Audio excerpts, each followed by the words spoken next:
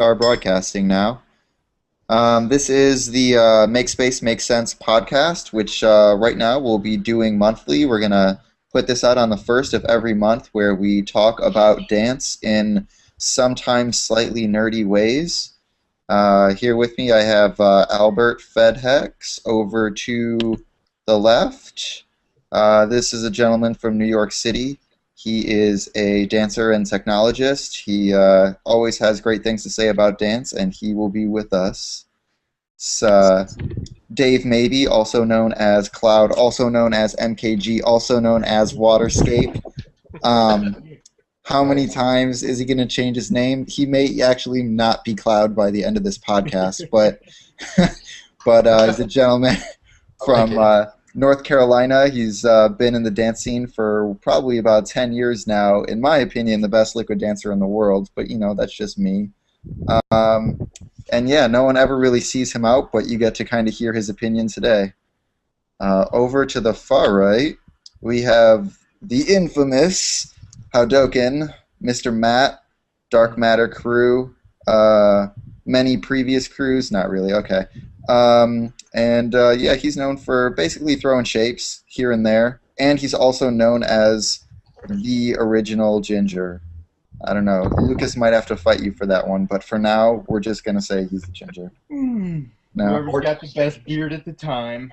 Yeah. Or D Strange, or Scott. Oh, yeah, damn it. Okay, well, obviously I messed that one up. All right. And I'm Kai. I'm just here for moral support, basically. Yeah, so we're going to try and cover a handful of things on each of these podcasts. Today, it's going to be a lot about the topics surrounding beginners.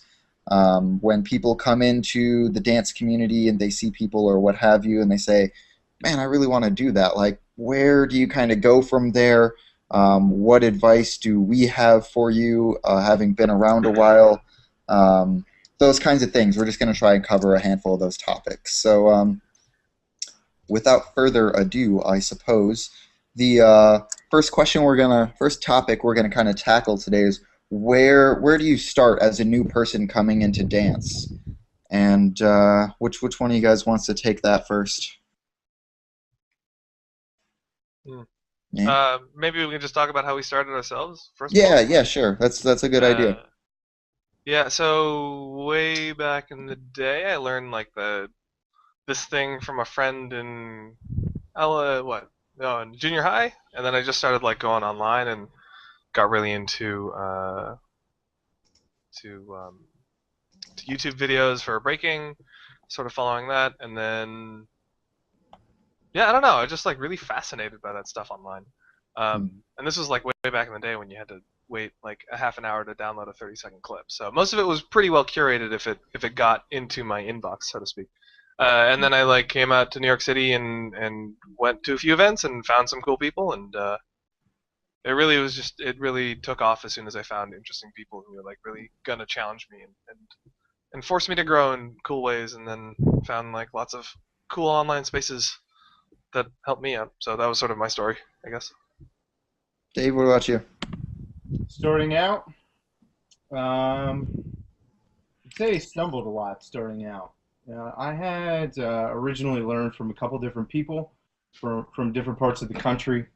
One of which guy was from New Jersey, another guy was from Chicago, and the other person was from California. And they all had styles that kind of reflected very distinct regional practices. The northeastern style was really grounded in glow sticking, whereas the West Coast style was really, I'd say, influenced by waving primarily, and then the Chicago style was almost entirely just like a figure eight and then doing things with that. So I'd say starting out, because I feel like a noob all over again the last several months, and I've been thinking a lot about these, and it's still kind of foundational elements, where you have your wrist rolls, you have your rail-based stuff, and you kind of put it together in patterns. So I guess I'd say it's what I played around with initially, and then we can get a little bit more technical later on here. Cool. Matt? quick question before I answer that. I have someone who wants to watch along, so can you paste the YouTube link into the chat box Yeah, I can. I if think. we have that? Yeah. Yeah, I do. I have it. Another question, if you're not already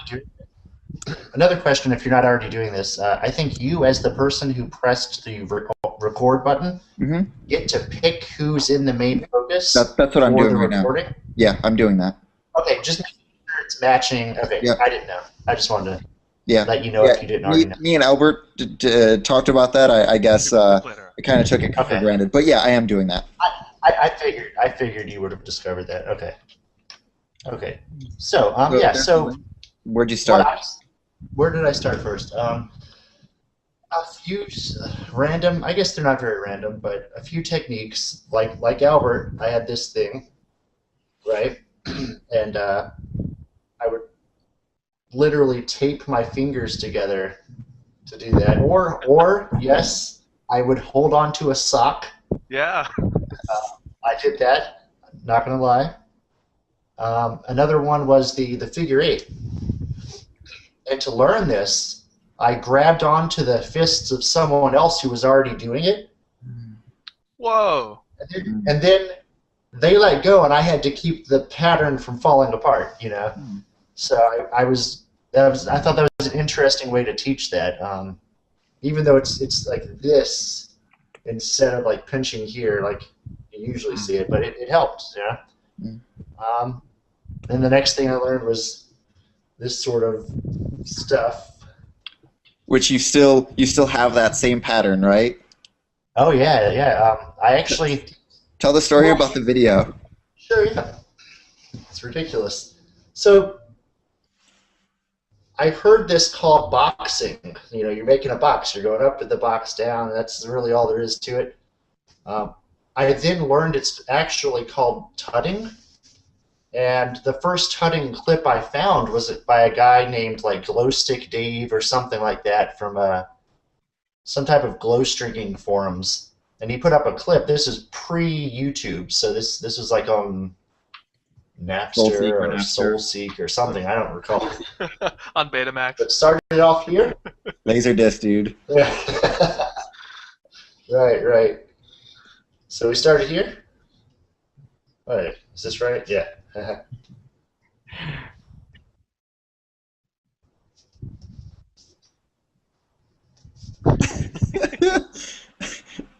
That whole thing was like a 45-second clip, and I sat there playing it in slow motion, getting every little part down. Yeah. And It's did that one morning before school, and yeah. Go ahead. it's one of those things that like it gets like I remember learning on the internet, and it was you download that clip, and you got to hold on to that clip and juice it for what it's worth. And it's like really hard on YouTube right now to click and then pause I was on and dial-up. like move back and like go in slow motion, right, to go frame by frame. You can't do that on YouTube anymore. Like it just so No. yeah. I've done some ripping. I've ripped some YouTube videos so that I could slow mo it. Just because some of the styles Right, are so fast exactly. right now, and they're really erratic. Oh and yeah. difficult Sure. to like. So yeah, I'm Break trying to learn down. new vocab in that way. Nice. Word. So Yeah, I mean, and this. Phedhex and Kai, how'd you? no, pick Matt, this do you have up? any more on that? No, not really. All right. We're good. You're like, I'm just kind of talking. No big deal. Yeah. I got into high school and got introduced to electronic music, and I just liked the music. That was really it. Like I had gone to hip hop concerts, I had gone to rock concerts, and the whole group of people that I grew up with, the whole MTV generation thing, it was like music was a very big part of our lives. So when I heard about electronic music, I was like, I want to go out and hear this. Where do I go hear this? And I would go to like teeny bopper dance clubs, and I would go to rave parties, and then I had just seen everybody dancing there and whatnot, and I was like, all right, well, it seems like this is dance music. You're supposed to be dancing to it. Everybody else is dancing to it. Like, I guess I should dance to it too. I should conform with the rest of this group, or I'm gonna feel really silly just kind of standing here listening and not doing what I'm supposed to be doing, which is dancing. And so yeah, so I just I mean, how do you pick And up? how Like, well did you fit in once you started dancing? you know, it's interesting because I said this before, but it's like you start somewhere and you're at ground zero, but you're at ground zero with everybody else, mm, with all of the other people who don't dance. mm, So you instantly you immediately fit in because no one else has skill, no one else even wants skill in the dance world. They just kind of want to bop around. Nothing wrong with that, but if you don't see it that way and then you go into it and you're like, oh man, I want to get really good at this so I can fit in, you end up sticking out like really hardcore, like a sore thumb. And in those first stages of learning anything, dance included, you end up being worse than if you had just not done it at all. Like if I'm a carpenter, or a woodworker, and I don't make anything, then I'm at ground zero. No one can say, oh, you're a terrible woodworker. But once I try and make my first thing, and once I put it out into the world, people can see like, oh man, you're really bad. Like you're obviously a beginner at this. And now I'm being judged more so than people who aren't doing anything. So you have those first beginner stages at any craft, and they're always going to look bad. Like Nick Campbell talks about, and Ira Glass, they talk about the gap, where you go from where you're at to where you want to be, and there's always that gap in between that's partially motivating, but it's never what you want it to be. It's never actually good. It's never good enough. right. And in those starting stages, it's just bad. Yeah, one of those interviews with, I think Ira was like, if you want to get, he says, like, I mean, because he's in radio, obviously. If you want to get into radio, like, you got this one thing, you're a really good critic, right? And a lot of people who want to get into dance are really good critics of dance, which is really difficult when you, like, don't know how to dance, right? Or for any skill set, right? So, Yeah, I think it's like really being able to be realistic and be like, this is where I'm starting, absolutely from nowhere, and then being able to say, hey, today I picked up, this thing, and I didn't have that yesterday, and to have those pieces, have those little, if you can do this now and you couldn't do it yesterday, you're definitely a better dancer because of it. Even if it's pure mechanics or if it's just like pure rote memorization from some video that you just downloaded or whatever. Like you're studying good technique, you're building a good foundation, and you gotta start from somewhere, right? Yeah, I guess so. It's grinding levels. What's that? Yeah. It's grinding levels. It's like it is literally like playing, fuck it, I'm here. Okay, it's like playing an RPG. You get your shitty character, and you're like, this game is gonna be amazing, and you start it, and it's really great, and then you find out in a hurry that this game is gonna suck for a really long time. So I explore this vast world and try and figure out where the hell you are, what you're doing, what can happen. You probably get killed a couple times along the way. It's grinding levels. But that part too is pretty fun because like if you say it like grinding levels, it's like you're making it through this task that's just I think that you can really be present and enjoy being a beginner and feeling like an idiot. Like I'd say that's some of us can, Matt. I'd say that's a really important topic. It is really important because when you start out, so much of what you have to do is reprogram the language you use to describe where you are, what you're doing, and how you're going to approach this thing. If you think of it as a grinding effort, just it's painstaking, that you're going to hate yourself. Like this isn't fun. But if you think, it's finding your passion. If this is something that you're actually passionate about, then the grinding part, that's enjoyable. And then you add people to the mix, and suddenly it becomes a social activity. So, right. It's also interesting on the enjoyment level, looking back on it and seeing right now how there's such a narrow law of diminishing returns, where it's like as a dancer of 13 years, you'll put so much time into something so small. Whereas like when you're starting out, you make these huge advances really, really quickly. It's like you put this effort in and you get a lot out of that effort. And then the less and less and less you get out of it. But there's also something that's like when you're experienced, you have so much experience that you know what to expect out of. Maybe you do. Like you have a plan. I don't know. My experience was like you have a plan because you know how long it takes to like fit in muscle memory or fit in like a particular new pattern or whatever. Right. Or you right. have like, at least like a good sense of that, but like as a beginner you have no clue, right? That's true. You just like there's some fucking new shape that I have no idea like where to even begin, right? And obviously that still happens to me all the time.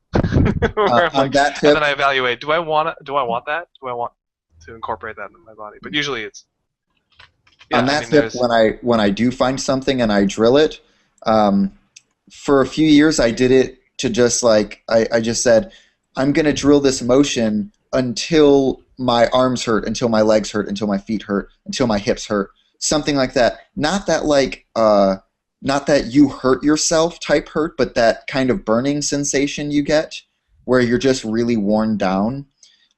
Then, though, I started working at it from a slightly different angle where I would try and wear my muscles down first. Like if I was doing something that was like chest related, I would try to do chest related exercise like push-ups or something like that to really wear my chest down first. And then I would go at the drilling and maybe only do it for 10 minutes or so. And J-Rock was kind of talking a little bit about this where he was saying if you're practicing for 8 hours a day, you're doing something wrong. Like you're practicing hard, you're not practicing smart though. You're practicing in a way that you're not really putting that much energy into it. It's like if you're, for instance, this is what I kind of took from what he said. Said like if I go out on a dance floor, for instance, or I'm practicing either way, if I can dance for 10 hours straight, then the actual dancing I'm doing in between there is not intense enough. Like I'm not bringing enough intensity to the game. So like I may be this really healthy guy with a whole bunch of endurance or something. That doesn't mean I should be dancing longer. That means I should be dancing harder for the same amount of time. And in that same regard, it's like if me, who is not a healthy person, who is not a person with much endurance, it's like if I do these little tiny things for 10 hours a day, it's like lifting 5-pound weights for 10 hours. It's like that's not how you get strong. You get strong by going at it in an intense way. That might also depend on the music. Like maybe the music doesn't demand that sort of intensity. What music are you listening to, dude? Chill. Dubstep, yo. But it's trance, only trance. You touched on something interesting there that that I learned in my Kung Fu days. We would always know what type of technique we were going to learn at the end of the class. We'd spend the first 80% of the class exhausting the muscle groups that are going to be used in the technique.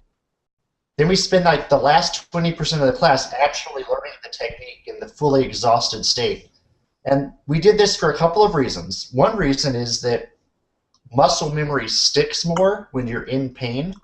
When all your pain receptors are talking to you, and like every small motion is alive with extra hurt, you have this extra layer of information on top of what you're learning, so you're very conscious of where things are.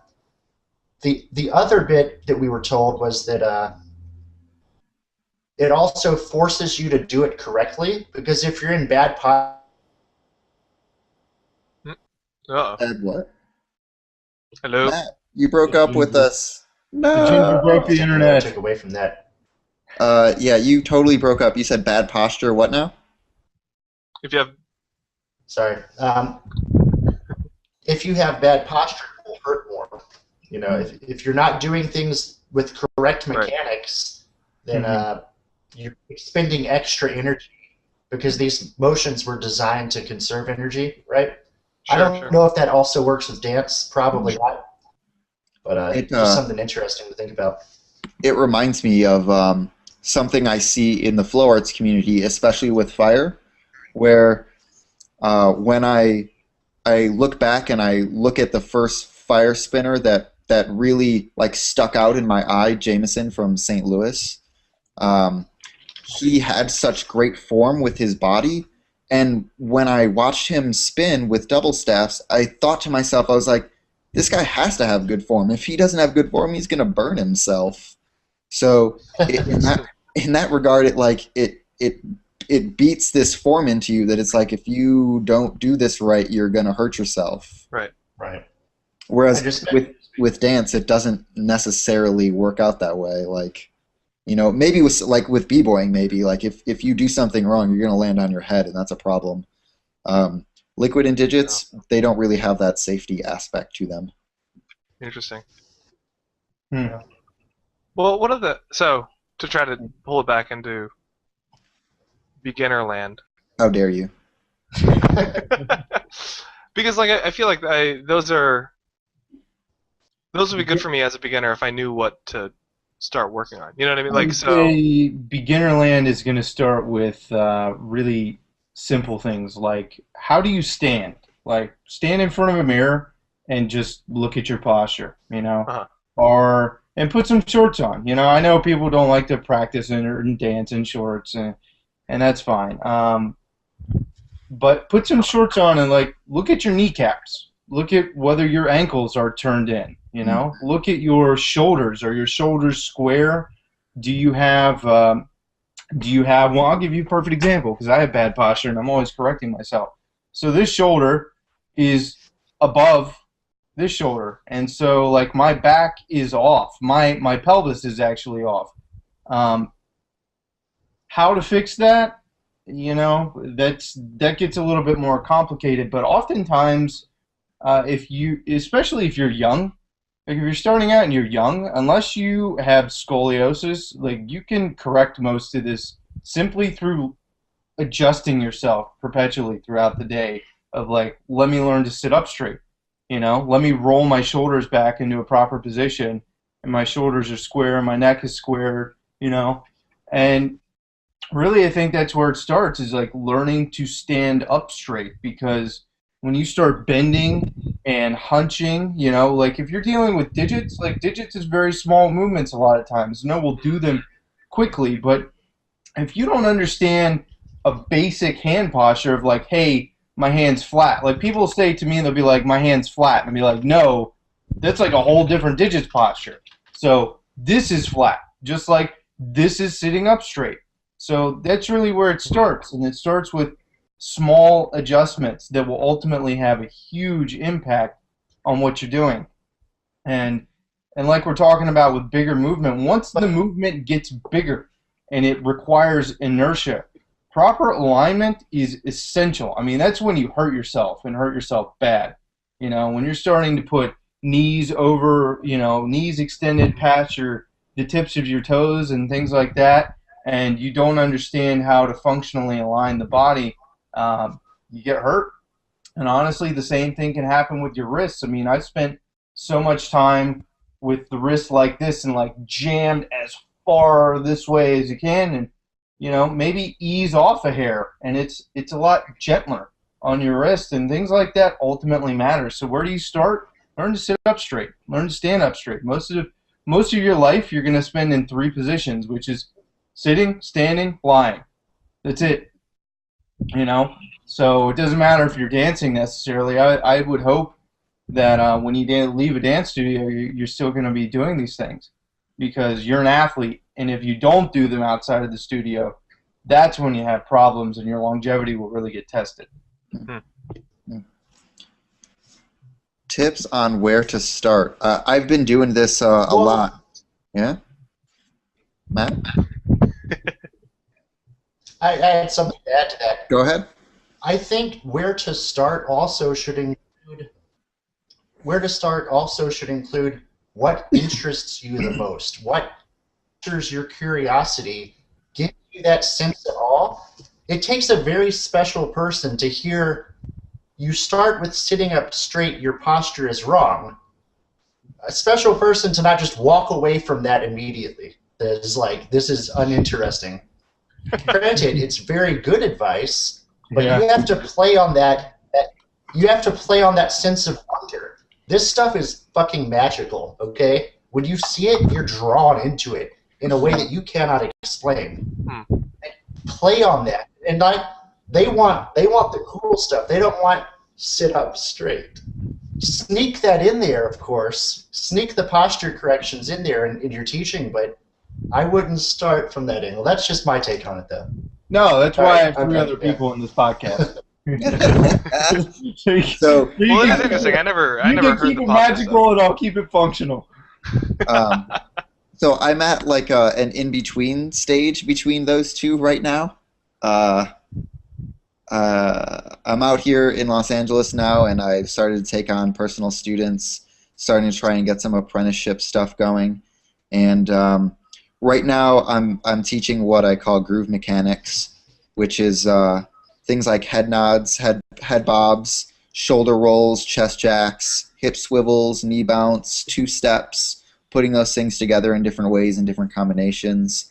And like Matt had said, and this has ended up, what's happened to me is people, they're like, I don't want to learn, how to do a two-step. A two-step is easy, and like this is the way that I thought for like the first 7 or 8 years that I started dancing. I was like, I don't need to learn that stuff. I don't need to work on that stuff. That stuff is so easy that I don't have to practice it. I don't have to be conscious about it. And then just a few years later, I'm like, okay, I'd like to start doing this stuff in my dance now. And I am like, oh, no big deal. It's going to be easy. Like, look at all this other crazy shit that I do with my fingers. Like, moving my hips is going to be way simple. And then I'm like, oh my God, like, what am I doing? This looks so awkward. This is entirely new territory that could be the foundation for all the other stuff, but I really don't know any of it because I thought it was so easy that I never practiced it. So coming into dance, like Matt was saying, like, even though these things are super important, knowing how to do a figure 8 with your hips, is, to me, that's like a very important thing in all dance. So And- I gotta interrupt this and say Yeah. this because of what Matt was talking about. Yeah. I think the reason that we're I am starting butthurt. I think the reason that we're starting with these things, and we've been in it 10 years, and I remember people saying to me, learn proper foundation. And I was so eager to get to the magical part of it that I was like, no, I don't want to learn this bullshit. I want to learn how to dance, and I want to learn how to dance right now. Yeah. And what happens is you get tremendous gains in the short term. Yep. But Yep. in the long term, you've just educated yourself into a shit foundation, which takes like 10 times as much effort to train yourself out of those habits as it does when you're totally fresh and we're like, no. Just do these basic things. They're not very fun, but if you do these now, it'll be a lot more fun later on. And it's interesting that we're like all coming full circle 10 years later and being like, oh yeah, we got to learn these really simple elements that we completely and totally neglected 10 years ago. I don't know. I think for me, it's like, I don't think I'm as serious of a, like, I'm not seriously interested in becoming a master at this form, I would have to say. How Like, dare I'm like you? really interested in enjoying it and like loving it and getting into it and like, and just doing cool shit with my hands that like, I don't know. No, it is true that I feel frustration when I like feel like my foundation is kind of crap in certain places, but like at the same time, I've always been driven by what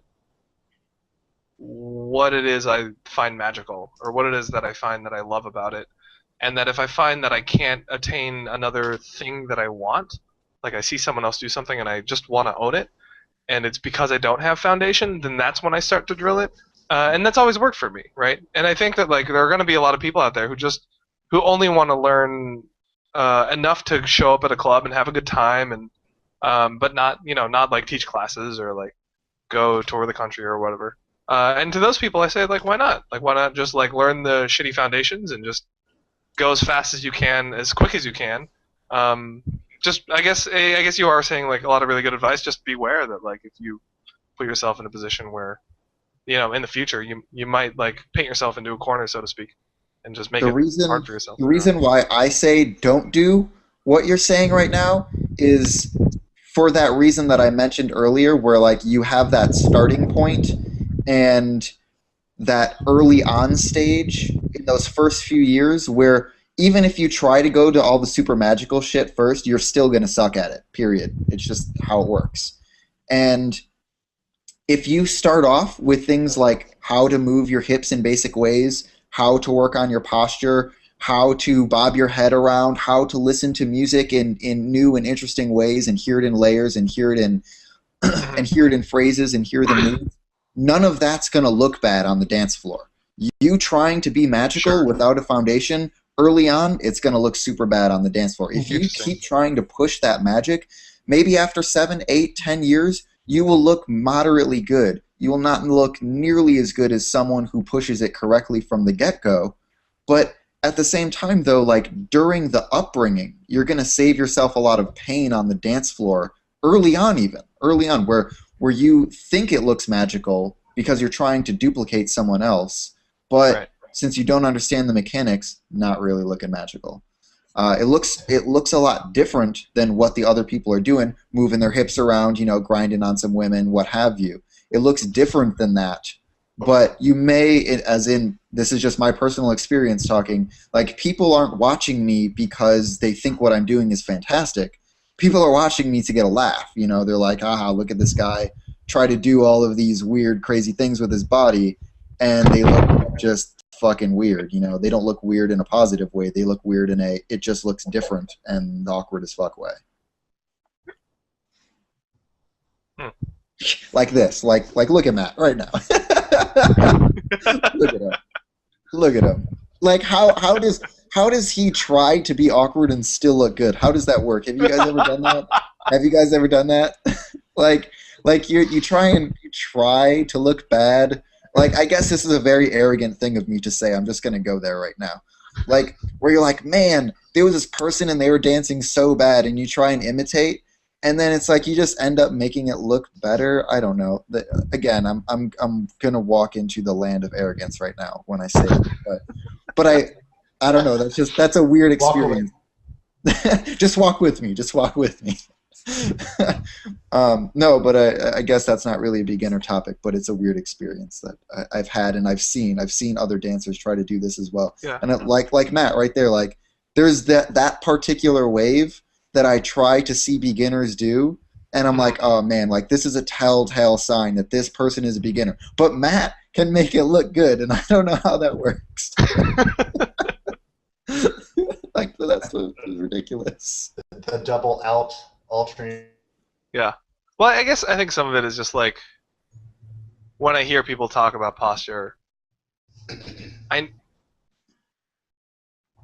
it's nice, Dave, when you talk about posture because then I can hear it and like I can fit it together. Sometimes I hear people talk about form and it's just like form for form's sake, and like I get so bored because it no one's tying it into the like you need to know this form because this is what you can do with it. Check it out, right? That's what Matt's saying with candy, though. Like for instance, like I show people hip swivels, right?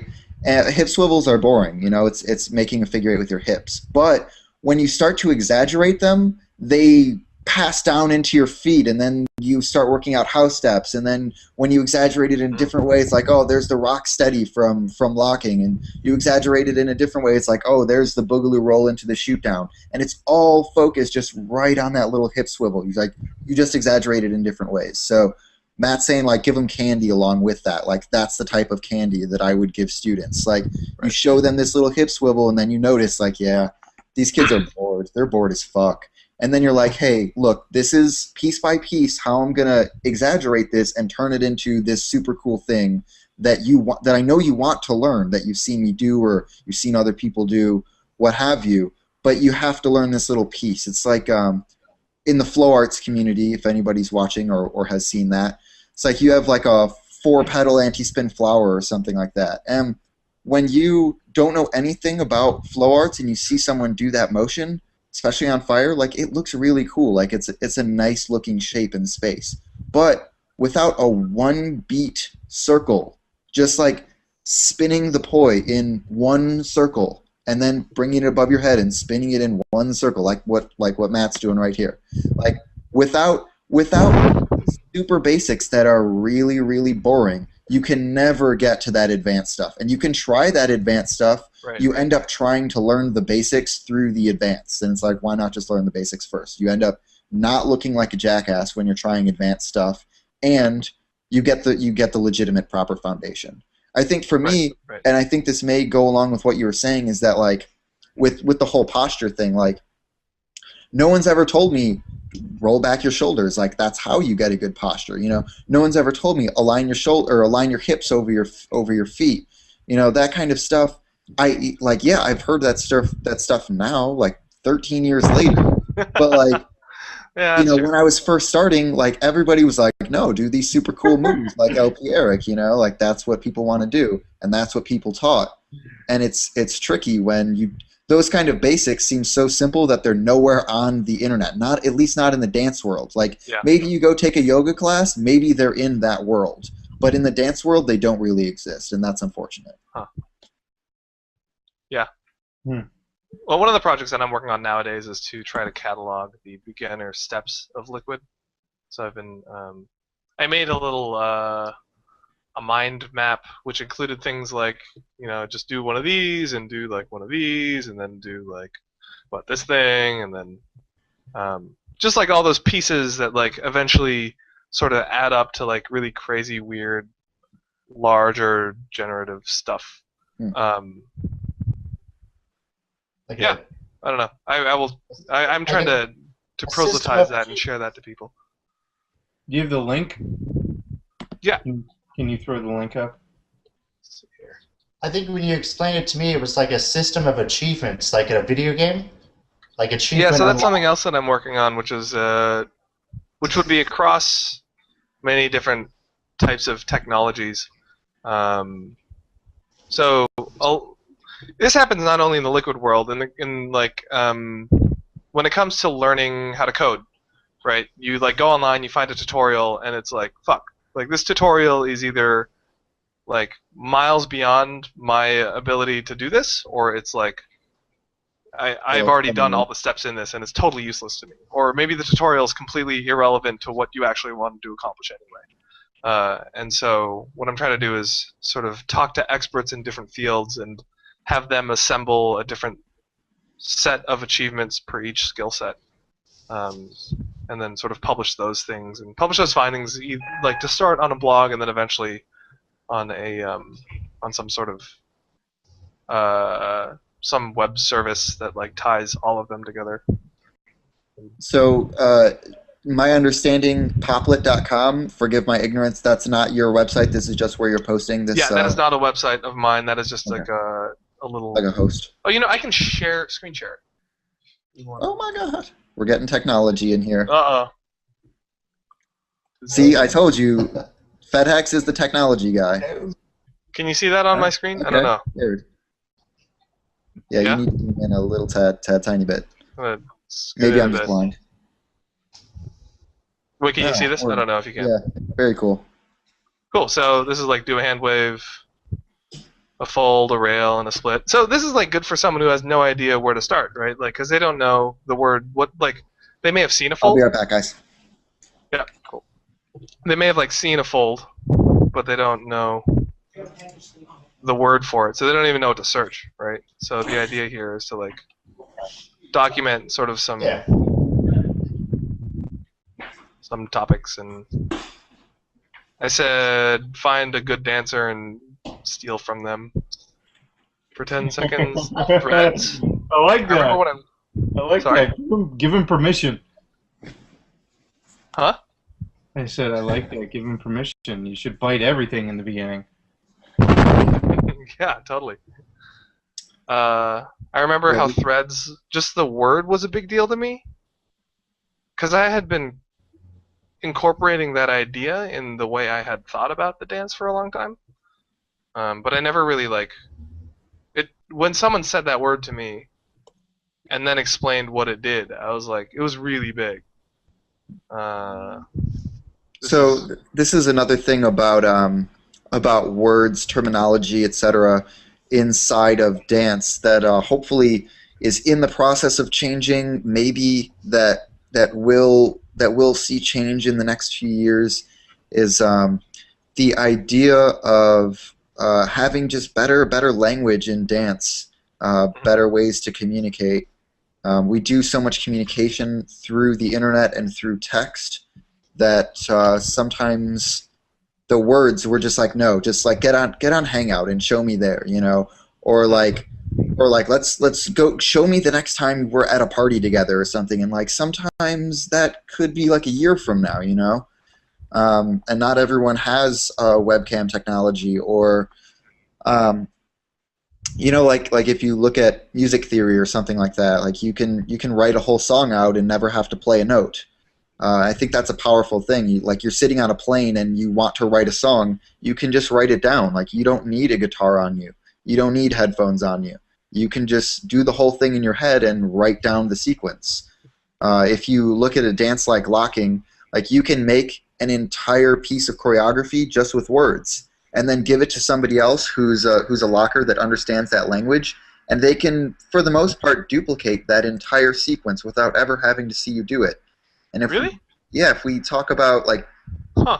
I mean, if you gave me a sequence of locking motions, and you said do this first, then move into Yeah, that, right then move hand. into that, I Huh. could probably follow it.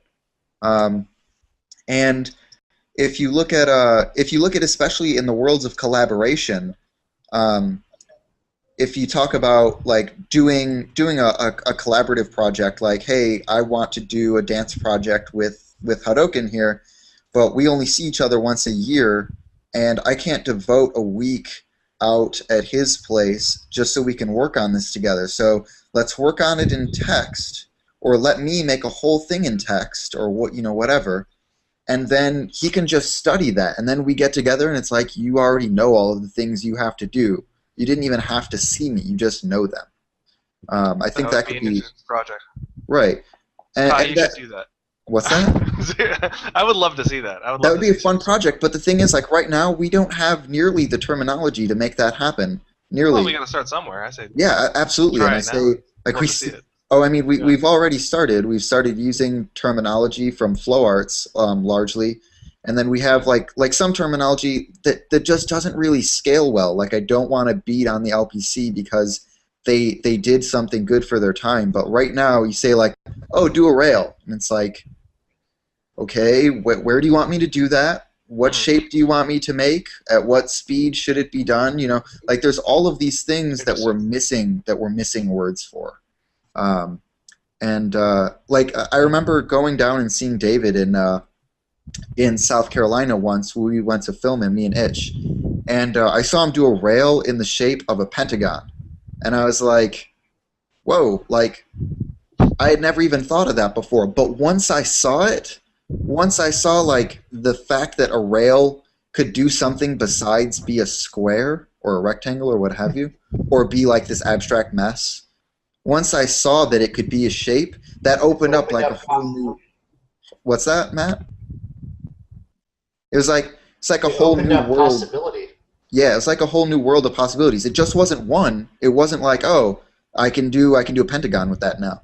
It was like just having two different shapes, the rectangle and the pentagon. I was like, oh, now I can do all of the shapes. I can look online for geometry and just move through all of these shapes.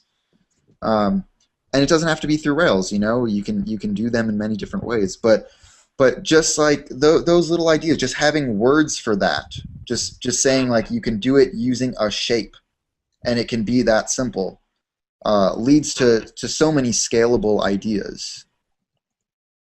You got my wheels turning. I'm wondering of Yeah. Just other like you things said with the thread, That, like for instance. Oh, go ahead, Matt. that reminds me of something that I sort of set as a goal for myself with my own dance. There's a way to approach digits and liquid that plays off its natural environment and basically just kind of fucking with people and making people go ooh, which is a really fun thing to do with our art form, to mess with people. But it's easy because look at it. Well, for the most part, the audience in those music events are probably on something inebriated in some fashion. Based. Right, yeah. I mean, so it's not that hard to make the still face, you know? What's really challenging and what I try to do to who knows what, effect, but I try to teach them something visually to get them to see the clarity of what I'm doing, the components that stack up, build something for them and tell a story, but the story is like trying to reveal something about space to them instead of like, how did that just happen kind of thing. What is this weird thing I'm looking at? I don't understand it. I'm just going to confuse you by moving really fast. Like, I try to stay visually coherent, and I would rather them not leave the experience going, wow, I don't even know what I just saw, but like having ideas of their own of what they could see, That's another thing too. Is people talk about. I remember when I first started getting into dance, my first few years, I would watch. I would see or I would hear dancers say like, "Oh, tell a story with your dance. Tell a story with your dance." And both myself and many of the dancers that I saw tried to take that so literally. They would try to like drink things and like do little heartbeats and take their head off and roll around with it. Like it's a very literal story you're trying to tell. Like, and I think what Matt is saying, like, don't try and be a writer, don't try and be a director and try and steal directly from that, but tell a visual story or tell a story through the music, tell a story through the mood, tell a story through space, etc. Like you can tell all these stories and they can have a beginning, a middle, and an end. They can make cohesive sense, but it doesn't have to be like Jack walked to the store. Like you don't need little fingers running up your arm, jumping off cliffs and stuff like that. Like that's not the story that we're trying to get you to see. Yeah, I'd say a really good reference because even today I think I struggle a little bit to understand this concept and to put it into practice. And one of the places that I always look is to actual storytellers, that and public speakers, just getting a feel for the rhythm of speech and how it varies and it's chopped up and there are pauses, and really that's what storytelling is about. It's not, it's not a block, like a huge, obnoxious block of text that's in all caps, Yeah, that's a good call. About the way you stagger things, the way you stagger motion, the way you put 2-3 different people have. I remember Yejun telling me about this, and this was something that kind of opened my eyes a lot to dance, to new ideas in dance. Is thinking about dance in terms of language, thinking about how can I tell a story so much, because story is a really big thing, especially for a beginner, even for a veteran. Like to tell an entire story with dance, you need at least a full track. You need at least 64 bars. You need time to do that, and you need an entire vocabulary to do that. You need to understand the language first. Mm-hmm. But what Yejun had told me was, think about it in terms of in terms of letters, in terms of words, in terms of sentences, and maybe eventually in terms of paragraphs, where you may have a word that's like a record, and that's spelled a certain way, but depending on the way you say it, record or record, it can mean two completely different things. And the same thing can be said with dance, where you perform the same motion at different levels of tension or at different speeds or with different textures or simply with different mental intentions. And that same motion can look and mean something completely different than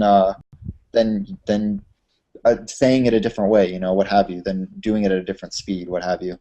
And he was just saying like take these little words and just try to make sentences out of them. You don't have to make a whole story, just make a sentence. Keep it easy like that. Keep it simple. I'm trying to parse out my perspective on this topic because I feel like I have a totally different No, you're not audio, allowed. which is that like Difference is not allowed. whenever I'm on the dance floor, when I feel most on fire is when I'm like when On I'm drugs. On when a I'm, whole lot of drugs. when I'm actually on fire. When I feel most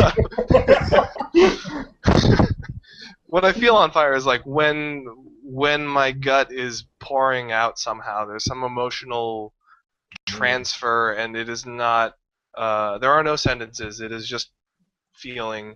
And I think actually it comes into my training or my background or whatever. Like when I try to practice, I don't like just hang out in a practice room for an hour. I will say, all right, I have like now I have 45 seconds for this upcoming set or whatever. So let's craft a 45-second idea.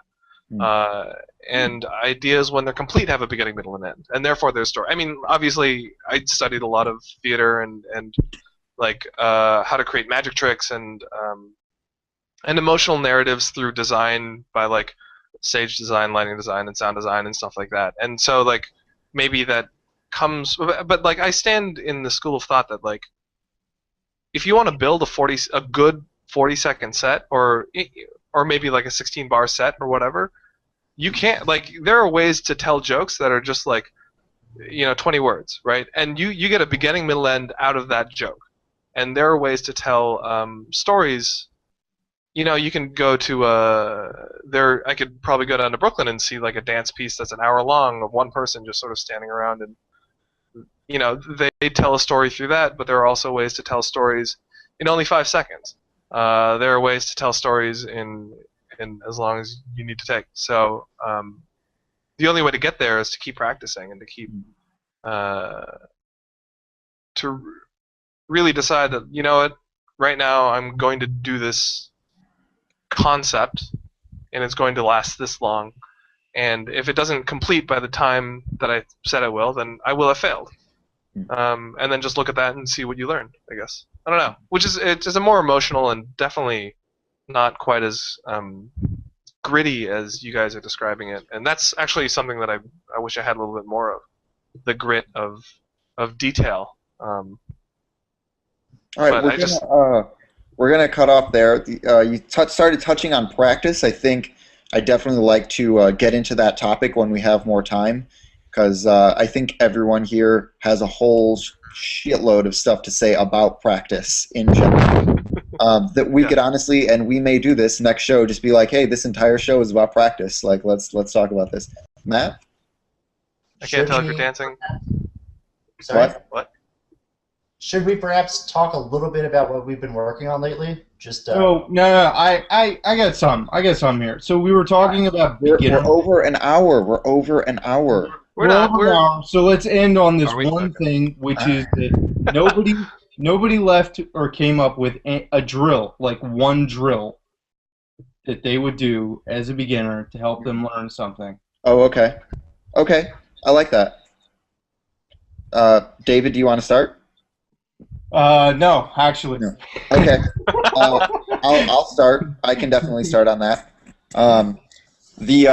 The one drill that I would say to start off as a beginner, let me get up for a sec and maybe position my camera so this makes sense. Let me position my camera even more downward because it's a foot drill. oh shit. Can you guys see my feet okay in this? Yes. Yeah. Okay. This is what's called the two-step. I remember when I was coming up in day, I would hear it in songs. I would hear people say it and whatnot, and I had no idea what the two-step actually meant.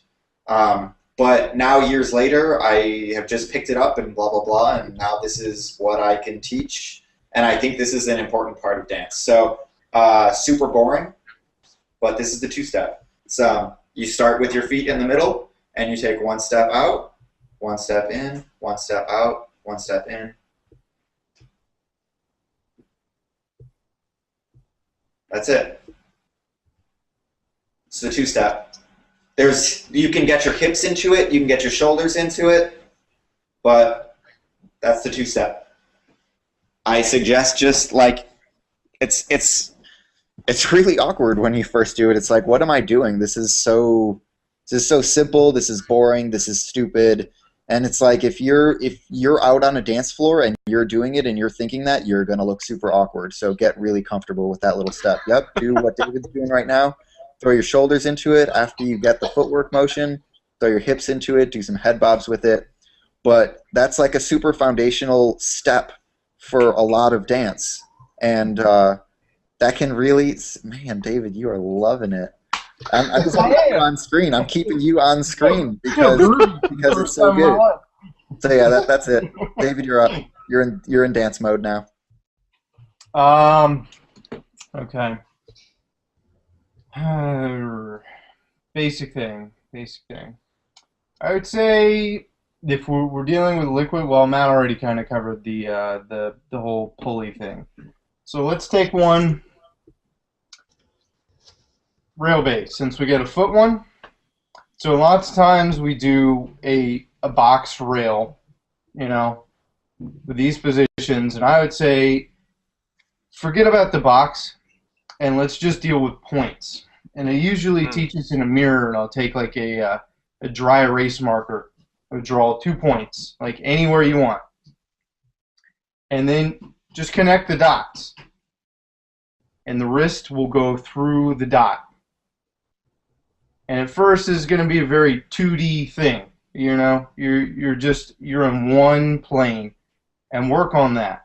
And the real trick is going to be how you transition to those dots, because just like in drawing, you either have straight lines or you have curved lines. And there may be jagged lines, but let's not get too technical to start with. So you have a straight line connecting 2 dots or a curved line connecting 2 dots.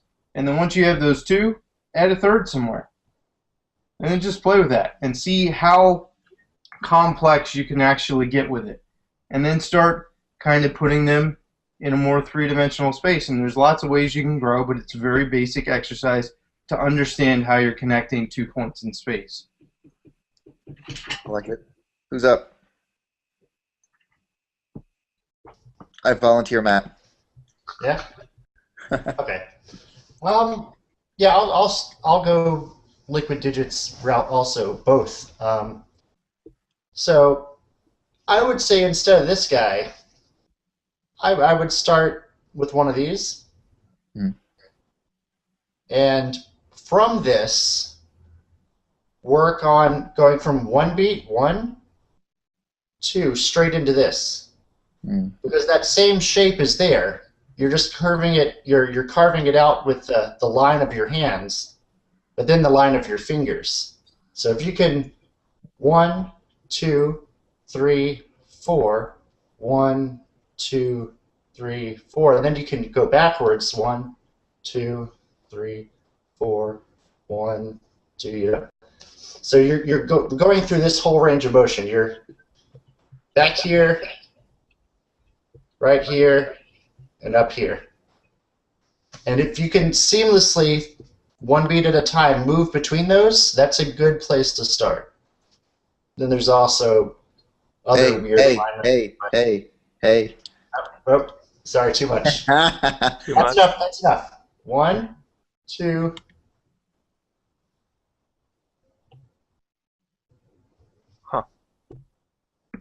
All right, Albert, what you got? I had 2 ideas. One of them was too abstract, I think. Okay, then go with the less abstract. Personally, I'm all about the concrete shit. So, I'm gonna push you to the concrete. Cool. No, yeah, that's cool. Oh, actually, I have a concrete one, I think. Is that right? Yes. This is a magic trick. All right, here we go. It's called the French drop. Basically, here I have a ring in my hand, and the idea is that you make it disappear, right? The way you make it disappear mechanically is when you're covering up, you actually drop it, see? Okay. But the real magic is not in the ability to do the mechanics of it. The real magic is to be able to keep your focus on this thing, right? So mechanically, it's quite simple. You just, I guess, yeah, well. Great. Yeah. So mechanically, it's quite simple, right? But what's really going on is like my brain. I have to fool myself to be able to do this, in a way. Like I have to like tell the narrative to myself that I'm engaging with this object. So what I actually tell people to do when they're learning this is to actually do that a couple times. To actually pick up the ring or the object, and memorize that muscle memory, memorize what it means for a human being to tell the story of an object where it's moving in space, right? Even if you just do that and then don't hold the ring at all in either hand and just go through that, then you're learning something, right? Because then you're learning, this is a fixed point is such an important concept, and this is when the whole body is attending to one point of attention or one focal point, then that's how you create a fixed point. So just keep practicing. That is sort of abstract stuff, but yeah, just grab shit and look at it, right? And grab shit and like tell people. You can basically, a lot of magic, surprisingly, is you don't even have anything in your hand, and you already have told the narrative before. Like you can cheat it always. So yeah, just pretend to grab shit and don't. That's that's my advice for the month. That's awesome. Alrighty, I think that's all she wrote. It's gonna go up on the 1st, and just keep tuning in because we are gonna be putting these out on the 1st.